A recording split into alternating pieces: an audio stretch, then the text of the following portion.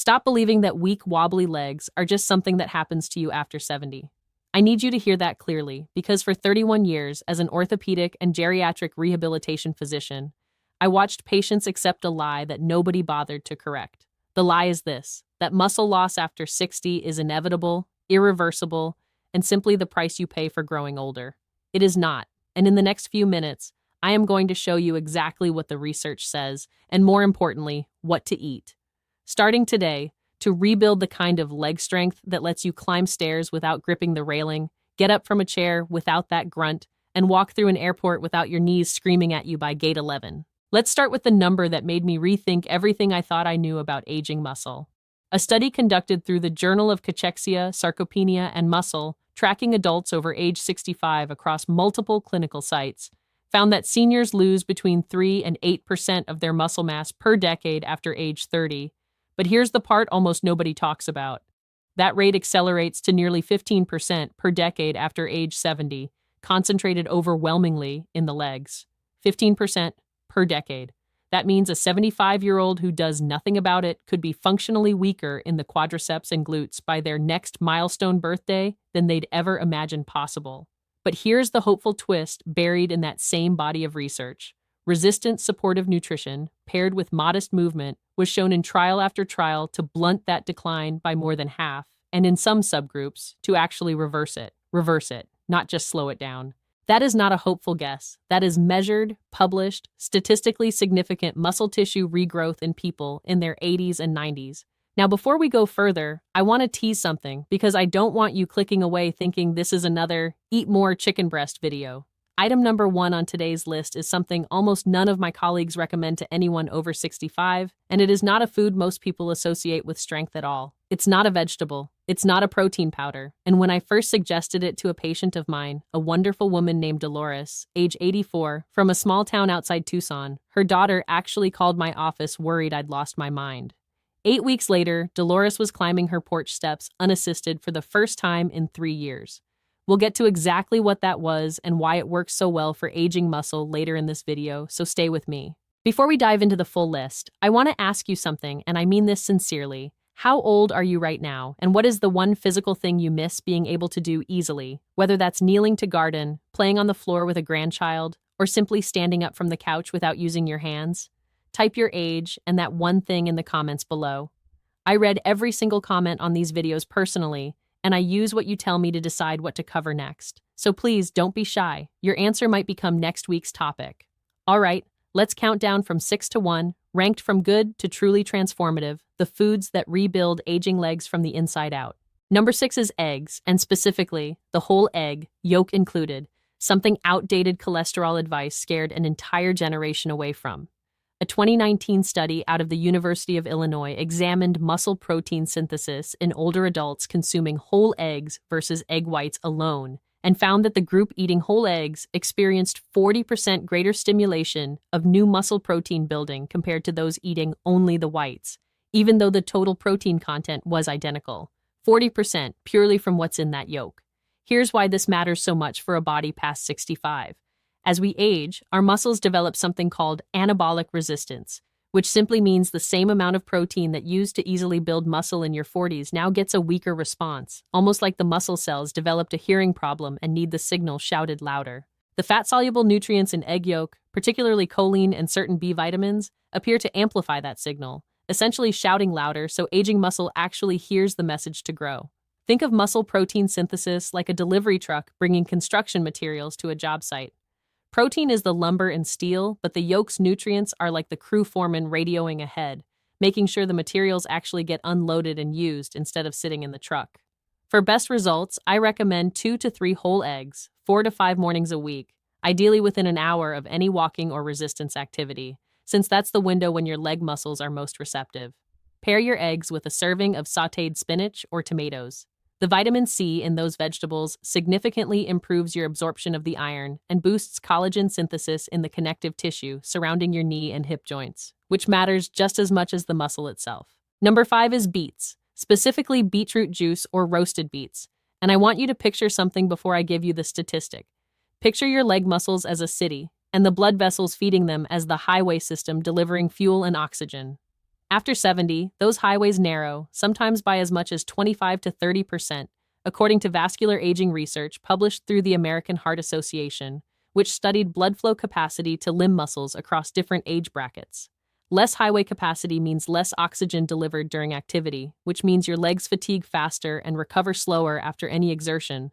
Whether that's a walk to the mailbox or a flight of stairs, beets contain naturally occurring nitrates that your body converts into nitric oxide, a molecule that widens those blood vessel highways almost immediately. A clinical trial out of Wake Forest University tested beetroot juice supplementation in adults aged 70 to 80 and found participants improved their 6-minute walking distance by an average of 27 meters compared to the placebo group, alongside measurably improved muscle oxygenation during exercise. That's a real, walkable difference in how far your legs can carry you before they tire. For preparation, roast beets with the skin on to preserve the nitrate content, or drink about 8 ounces of beetroot juice roughly 2 to 3 hours before any walk or activity, since that's the window when nitric oxide levels peak in your bloodstream. Pair beets with a source of vitamin C like a squeeze of orange or lemon, because vitamin C helps stabilize those nitrates and prevents them from breaking down before your body can use them. I mentioned Dolores earlier, and I want to bring in a second story here because I think you'll relate to it. A retired postal worker named Harold, 79 years old, from Dayton, Ohio, came to my clinic after 2 falls in one winter, both from what he called his legs just giving out on the stairs. Harold wasn't interested in supplements or complicated routines. He wanted food he could buy at his regular grocery store. Beets and eggs became his daily staples, alongside the next food on our list. And within 10 weeks, his physical therapist documented a 22% improvement in his sit-to-stand test, which is one of the simplest, most telling measures of leg strength and fall risk that we use in geriatric medicine. Number 4 is fatty fish, salmon, sardines, and mackerel in particular. And this is where inflammation enters the conversation, because inflammation is the quiet saboteur of aging muscle that almost nobody explains clearly. As we get older, our bodies tend to sit in a low-grade, chronic state of inflammation, sometimes nicknamed inflammaging by researchers, and this persistent inflammation actively interferes with muscle repair, essentially throwing sand into the gears every time your body tries to rebuild muscle tissue after activity. A study published through the American Journal of Clinical Nutrition followed adults over 65 consuming fatty fish at least 3 times weekly and found a 21% reduction in key inflammatory markers, alongside significantly better preservation of thigh muscle cross-sectional area on imaging scans compared to those who rarely ate fish. 21% less inflammatory interference means your muscle-building signal gets through clearer and faster. The omega-3 fatty acids in these fish also appear to directly stimulate the same anabolic pathway we discussed with eggs, essentially working as a second foreman on that construction site, making sure the crew doesn't get distracted by unrelated repair jobs elsewhere in the body. For best results, aim for a 4 to 6 ounce serving of salmon or sardines 3 times a week, prepared by baking or gentle poaching rather than high heat frying, which can damage some of the more delicate omega-3 structures. Pair your fish with a source of healthy fat like olive oil or avocado, because omega-3s are fat-soluble, and that pairing meaningfully improves how much your body actually absorbs versus how much simply passes through. Now, before we get to the top 3, and trust me, they matter the most, I need to ask a favor. If this information is new to you, or if it's confirming something you suspected but never had explained clearly, please hit that subscribe button and tap the like button on this video. Here's honestly why it matters. This channel exists because people like you share it, comment on it, and tell me what you want to know more about. Every subscriber and every like tells the platform to show this kind of practical, research-backed guidance to more seniors who need it and might otherwise never see it. It costs you nothing, it takes 2 seconds, and it genuinely helps this information reach the person who needs it most. Maybe a sibling, a parent, or a neighbor you've been meaning to send this to. All right, let's get into the top 3. Number 3 is Greek yogurt and cottage cheese, and I put these together because they share the same secret weapon, casein protein, which behaves completely differently in your body than the fast-digesting whey protein most people know about. Here's the analogy I give my patients. Whey protein is like a quick courier, dropping off a package of amino acids fast, then leaving. Casein is more like an overnight freight truck, releasing amino acids slowly and steadily over 6 to 8 hours. For younger adults, that difference barely matters. For someone over 65 dealing with anabolic resistance, that slow, sustained release is enormously valuable because it gives your muscles a longer window of steady building material instead of one quick spike that's gone before your slower responding muscle cells can fully use it. A study out of Maastricht University in the Netherlands, specifically examining overnight protein feeding in older adults, found that a pre-bedtime dose of slow-digesting protein increased overnight muscle protein synthesis rates by 31% compared to those who consumed no protein before sleep. 31% while you are simply sleeping. That is remarkable, because it means the hours you spend resting are not wasted time for muscle building. They can actually become productive time if you give your body the right raw materials before bed. I recommend a serving of plain Greek yogurt or cottage cheese, roughly 20 to 25 grams of protein, about 60 to 90 minutes before bedtime. Avoid the heavily sweetened versions, since added sugar can interfere with the insulin response that helps shuttle those amino acids into muscle tissue. Pair your yogurt or cottage cheese with a small handful of walnuts or ground flaxseed. The additional healthy fats slow digestion even further, extending that overnight amino acid drip even longer through the night. Number 2 is leafy green vegetables, spinach, kale, and Swiss chard specifically. And I want to be honest, this one surprises people because greens get lumped into generic eat your vegetables advice without anyone explaining the specific mechanism for aging legs. Leafy greens are rich in vitamin K, and after 60, many adults become quietly deficient in it without any obvious symptoms, since it doesn't show up in a standard blood panel most doctors run. Vitamin K plays a critical role in something called osteocalcin activation, a protein that helps direct calcium into your bones rather than letting it float loosely in your bloodstream or worse, deposit in your arteries. A study published through the Journal of Nutrition, tracking older adults' vitamin K intake against hip and leg bone density over a 4-year period, found that those in the highest intake group had a 65% lower rate of hip fractures compared to those in the lowest intake group, 65%. And strong bones matter just as much as strong muscle, because your leg muscles are only as powerful as the skeletal frame they're pulling against. Think of muscle as the engine and bone as the chassis, and no engine, however powerful, performs well on a cracked or weakened frame. Leafy greens also deliver a healthy dose of nitrates, similar to beets, further supporting that blood flow highway system we talked about earlier. For preparation, lightly sauté your greens in olive oil rather than boiling them, since boiling leaches a significant portion of the vitamin K and other nutrients into the discarded water. Aim for 1 to 2 cups daily. Pair leafy greens with a fat source. Again, olive oil works beautifully because vitamin K is fat-soluble and simply will not absorb well from a dry salad eaten alone.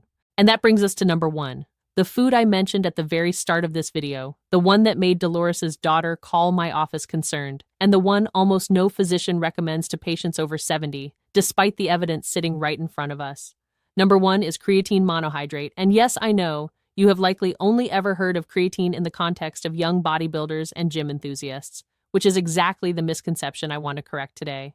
Creatine occurs naturally in foods like red meat and fish, but at levels far too low to produce the therapeutic effect I'm about to describe, which is why supplementation, alongside dietary sources, has become one of the most researched and evidence-supported interventions in geriatric muscle medicine over the past decade.